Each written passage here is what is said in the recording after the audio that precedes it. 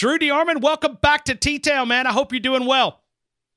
Doing well, Ryan. I always like being on in Tuscaloosa with you on Tide 102.9. Been busy this week over here in Hansville, Alabama, covering this Northwest Regional High School basketball, but college football is never far from the conversation. 17 days away from spring football. Spring football, my friend. Yep, 61 days away from A-Day and 194 days away from Alabama-Louisville. Yep. It's going to be probably the most highly anticipated spring practice in Nick Saban's tenure.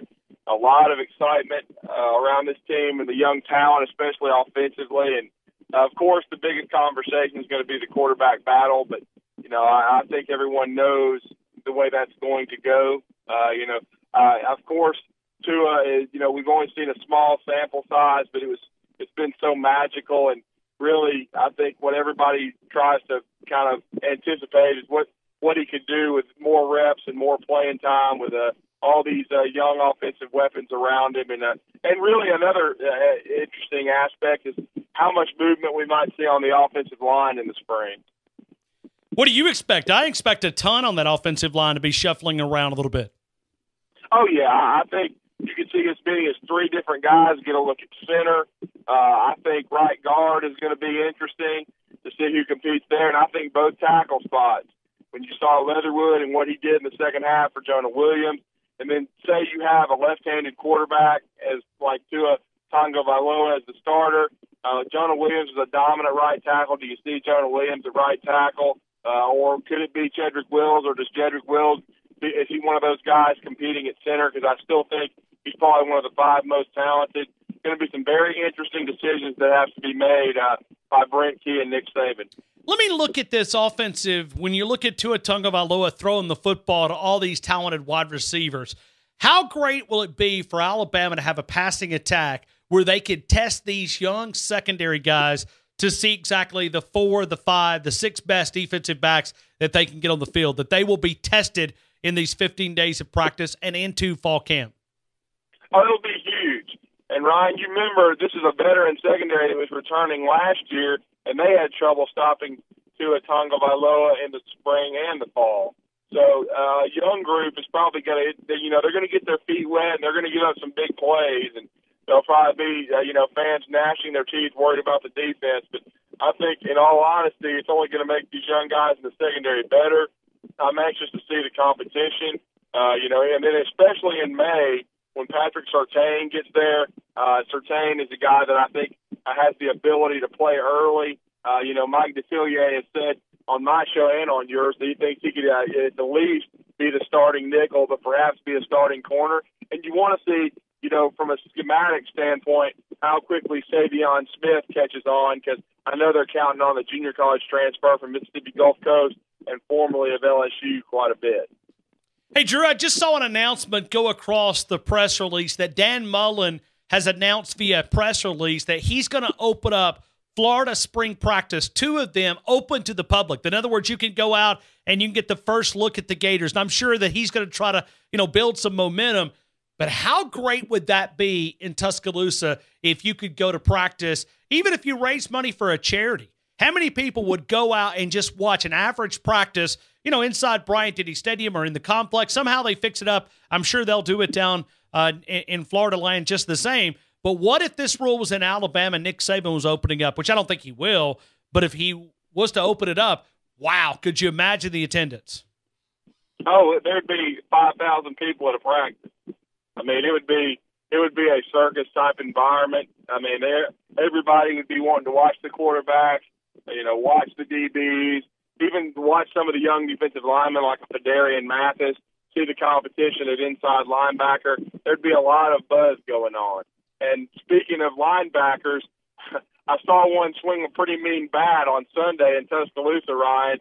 Keith Holcomb, I guess you could call him the natural because he never practices baseball except when when he can get away from football a little bit. He started in left field for the Tide on Sunday, went 4 for 4 and nearly hit for the cycle. So Keith Holcomb, big spring for him because he's his last year of football, but still a very talented athlete and did a great job on the diamond yesterday.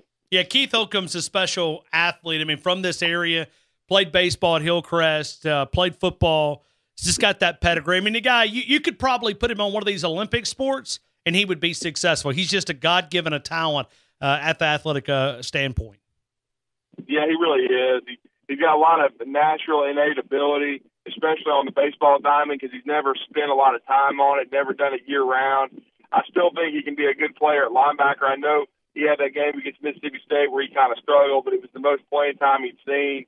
He's been a valuable special teams player.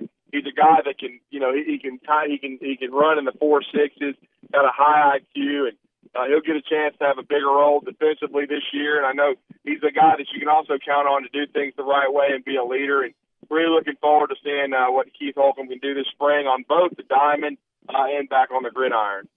We're talking to Drew DeArmond right now. Let me get your thoughts on the coaching changes here. I mean, when do you think we'll know something? We're 17 days away. This coming Thursday, we'll be 2 weeks away from opening up spring camp. When will we know something about these coaching changes? I would think by the weekend you might see the defensive line position hash itself out. And then once he gets that position in place, I think you might see some announcements with official titles for everyone. I think Coach Saban's waiting to do all that, all the rest of that in one fell swoop. And then, of course, they'll get everything in place for the spring. There'll be some more junior days, some more visits. But I think right now he's just trying to take his time, find that perfect fit at at the defensive line coach. He could still hire an outside linebackers coach. I know Lance Thompson's name's come up for him to come back to Tuscaloosa for a fourth time. Personally, I was very intrigued by Charlie Partridge because he's a former head coach at FAU. He coached against Alabama before he brought the Owls to Tuscaloosa. He's also done a nice job at Pitt. Been a good recruiter, and he has some ties to the state of Florida in recruiting. So it'll be interesting. I know he interviewed, I think, this weekend. He's currently the defensive line coach at Pitt, as I mentioned earlier. But going to be interesting to see kind of what direction Coach Saban goes in. Oh, it will be. I mean, it will be a lot of fun, and certainly when we talk about installing this coaching plan, there's some obstacles here. There's a lot of turnover when you replace both coordinators and all these assistant coaches. I know we just sort of take it for granted. We snap our fingers and everything just falls into place. I don't know if it's that easy or not. Well, with Mike Loxley, he was very familiar with the personnel and what they were doing offensively under Brian Dable. So I think offensively, with Brent Key still there, with right now with Burton Burns, Joe Panunzio, I think offensively you're fine. But then, when it comes to, and you got, Coach Gaddis coming in from Penn State to coach wide receivers. But I think defensively is where you have the major questions because there's really nobody within the organization except for Tosh Lupoy, who has, been in the defensive meeting room for more than 2 years. So he's the only one that knows the defense, and he doesn't know it backwards and forwards. So I think you're going to see Nick Saban coaching his coaches even more than usual because you don't have Kirby Smart and you don't have Jeremy Pruitt who have, really grown up in the system and know the defense. Well, maybe this is that challenge that re-engages, and I say re-engage, that continues to kindle the fire for Nick Saban. He's told us before in those media rooms, I love a challenge. I love a challenge. Certainly these are some challenging times. We talk about things there. Oh, yeah, no doubt. I've heard that he's re-energized. He's got a guy like Pete Golding that he can mold and Tosh Lupoy, two young guys that are hungry, that want to move up in the profession. Even Carl Scott as a defensive backs coach, he's another young guy. So it's going to be a young defensive staff. That's why a guy like, that I think Charlie Partridge would be interesting because he's got head coaching experience.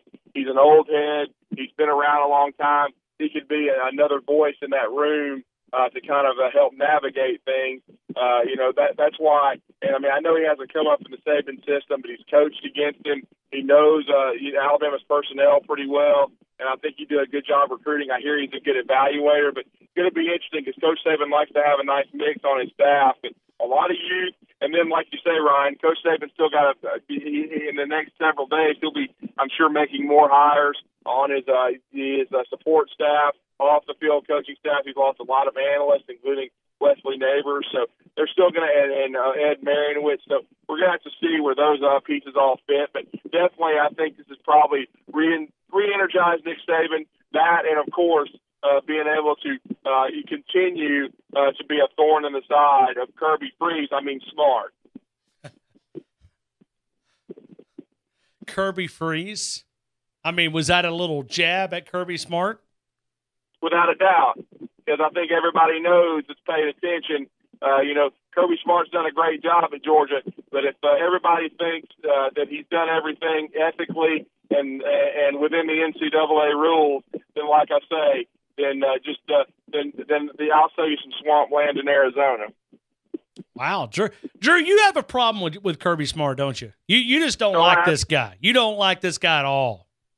No, I don't, man. I don't like Kirby Smart and the way he's, carried himself since he left Alabama. I thought he did a great job for the University of Alabama. I thought he was an outstanding defensive coordinator, and I thought he deserved his opportunity to go back to his alma mater and coach. But ever since he left, he's basically handled himself like Benedict Arnold. He has not shown any class. He has not shown the proper respect for Nick Saban, because without Nick Saban, Kirby Smart would still be at Valdosta State somewhere wandering through the wilderness. He never would have coached in the NFL. He wouldn't be the high-profile coach he is now. They never would have called him the second coming of Nick Saban because, again, he wouldn't have – Nick Saban helped set him up. He could have gone to work for Mark Richt at Georgia, but like Nick Saban told him, why do you want to go save him? Continue to work for me, and one day you may get that job, which he basically handed it to him on a silver platter. And so Kirby really, he owes all of his success to Nick Saban. He's had, a good 2 years at Georgia. Now he's got a big-time recruiting class coming in, one of the best ever on paper.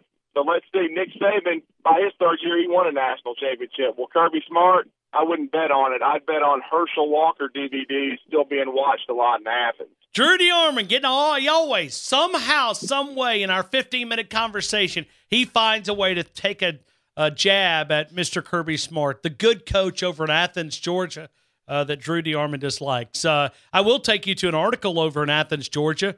This is an article that's published to the dog fans. The title of it's very simple. Imagine if Georgia had pulled out a win against Alabama for the national title. They're literally writing stories in Athens. What if? Imagine if Georgia had pulled out a win against Alabama for the national title. Literally, real article.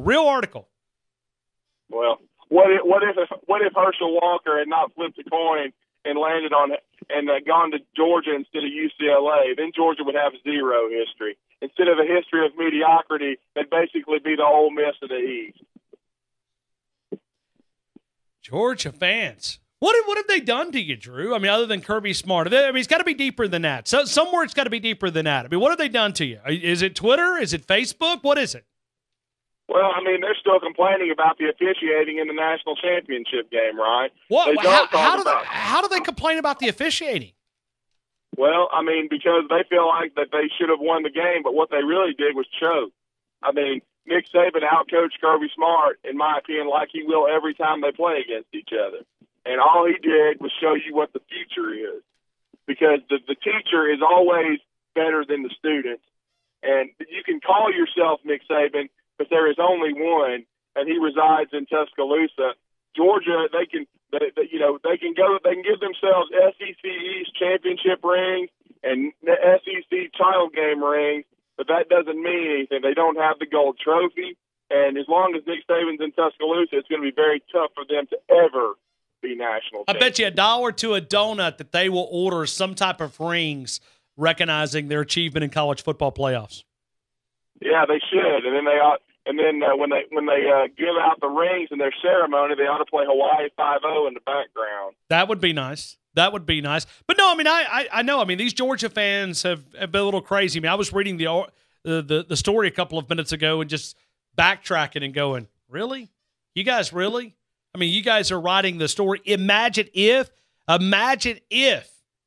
they'd pulled out a win against Alabama for the national title.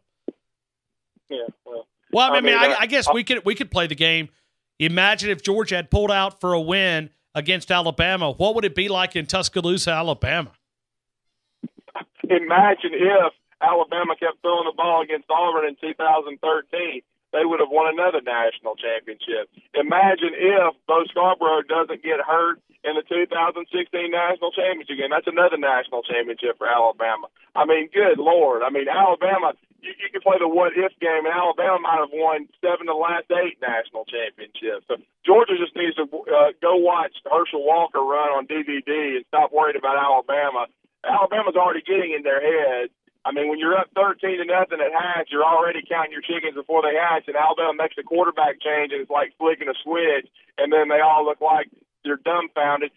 Kirby Smart claims that he watched Tua Tagovailoa on film. Didn't look like it to me. Their defense, as Bill Oliver said on your show, they couldn't have played the cover 2 any worse on that last play. Sounds like third and Kirby was second and Kirby, and they got some things to work on in Athens.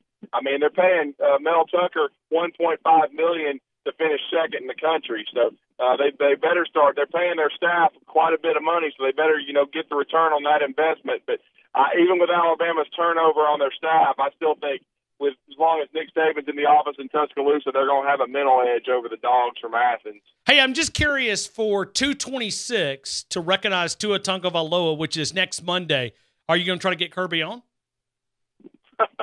I would love Kirby Smart to come on my show. I very seriously doubt he's going to want to come on in Huntsville, Alabama. He doesn't do that much media stuff anyway, unless it's on the SEC network. So, well, what would you? Okay, all right. So give me the first question out of the gate. If Kirby Smart said, "Yes, Drew, I'm going to come on next Monday and recognize second 26 and salute Alabama fans for what they accomplished," what would be the first question out of the gate from Drew DeArmond? The first question in my mind would be, Coach, were you guys prepared for the second half when Tua Tagovailoa No, the answer is no. No. Quarterback? The answer is no. It was not. He was not. He got caught with his pants down. He certainly did. He got caught. And why? And then the second question would be, why have you said the things you said about Nick Saban? On the recruiting trail. Why is your relationship frosty with Nick Saban? Of course, he would deny it is, but everybody knows that's paid attention that they're not really on speaking terms. Yeah, and this is what. Listen, Drew and I talk a lot about this off the air. That he has pulled some shots on the recruiting trail that are disgusting, that are absolutely total disrespect to Nick Saban here in Tuscaloosa, and. At some point, maybe we get the liberty to kind of go a little deeper into it. But there's a reason why when I asked Drew DeArmond about Kirby Smart that he gets so upset, because there's a reason to be upset. And Kirby has pulled out all the shots that he has possibly. He's not welcome in Tuscaloosa. No, not anymore. The only way that their season's going to be a success next year, Ryan, is if they win the national championship. Let's see if they can do that. Let's see if he can replace 31 seniors and win it all. Nick Saban certainly did. He had the kind of recruiting class Kirby Smart is going to bring in this fall. Is Kirby going to be able to live up to the promises that he made to so many people? He's got Justin Fields coming in, but Jake Fromm's coming off a great year. There's a little bit different dynamics than what Nick Saban had coming back. And will we see the improvement from their players, and will we see the hunger? They lost Sony Michel. They lost Nick Chubb, 2 great running backs. They lost some good offensive linemen. Let's see if all this recruiting they've done is going to pay off, because now Georgia was not the hunted last year. They're going to be the hunted, especially in the East, and let's see if they can live up to it. And this segment with Drew DeArmond is brought to you by Kirby Smart. You can find more out about Kirby Smart at ugaathletics.com, godogs.com, and every other website dedicated to Georgia Bulldogs. Drew D, 977 ESPN. Drew D, 977 ESPN, host of Talkin Ball on Huntsville's 97.7 The Zone, Monday through Friday from 9 a.m. until noon. You can listen to him on the TuneIn radio app. Drew, as always, thank you again for your time, man. I hope you have a great afternoon and enjoy some more of that high school basketball. And I'm glad we could bring you out of there just for a couple of minutes and talk a little CFB, man. Thank you, sir. Always enjoy it. It's 70-something degrees here in Hansel. It's baseball weather. Hard to believe in the South, but in the middle of the winter. It's not really winter time. But always enjoy coming on, talking college football. And good luck in Athens this spring to Kirby Freeze. I mean Smart. Always enjoy being on your show, Ryan.